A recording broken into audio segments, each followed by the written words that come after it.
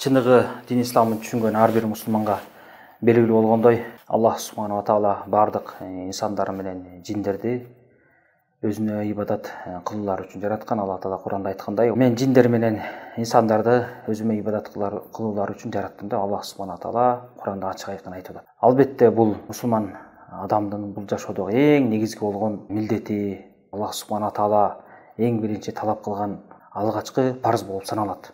Ушул вазифаны, ушул милдетти ар бир мусулман так аткарыш үчүн дин жаатындагы же болбосо жалпы эле мусулман адам сөзсүз түрдө 4 нерсени билиш милдет важип болот. Анткени жана сөздүн башында айтып кеткендей, биздин максат Аллах субханала таалага түз эч бир шериги жок Алла тааланын өзүнө гана сыйынуу. Анан ушул максатты биз аткарыш үчүн 4 нерсени үйрөнүп билип жана ошондо башкаларга жеткиришибиз керек. Ошол нерселердин эң алгачкысы бул илим алуу. Илим болсо бул жалпы жонунан айтканда Аллах субханала тааланы жана элчисин жана дин исламды далилдер менен таанып билүү. Эмне себептен биринчи илим деп айтып атабыз? Албетте Куран сүннөттө ошо илимге байланыштуу көптөгөн далилдер келген. Аны иншалла өзүнүн убагында учурда айтып турабыз.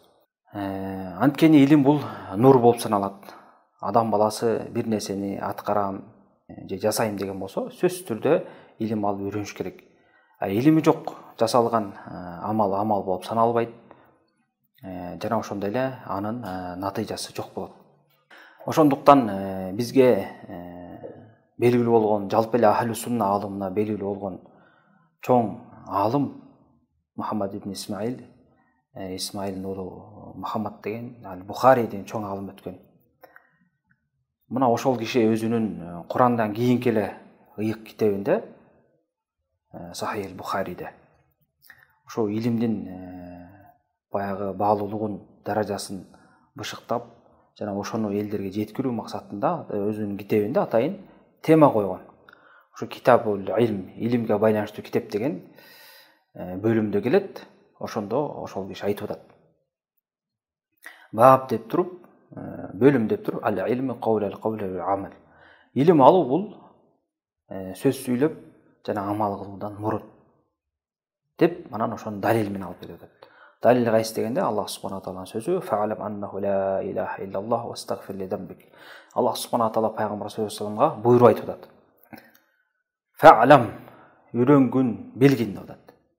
Эмне демек? Ошондон кийинки сөздөн кийинки маанине. Ал ислам дининин эң негизги болгон түркүгү ла илаха иллаллах. Мына ошону билгин деп үйрөтүп айтып атат. Андан кийин фастагфир ли дамбик. Андан кийин күнөөңө кечирим сура деп пайгамбар саллаллаху алейхи ва салlam Алла таала буйруп атат. Анан бул жерде белгилүү болгондой, мына Аллах субханала таала илимден биринчи баштап атат. Ошондуктан ошо илимдин маанилүүлүгү мына ушул жерде жатат. Эгерде илим болбосо, адам баласы илимди үйрөнбөсө, анда ошо диндин өзөгү болгон ошо Аллах субханала таалага жалгыз сыйынуу, таухид маселесин эч качан туура үйрөнө албайт.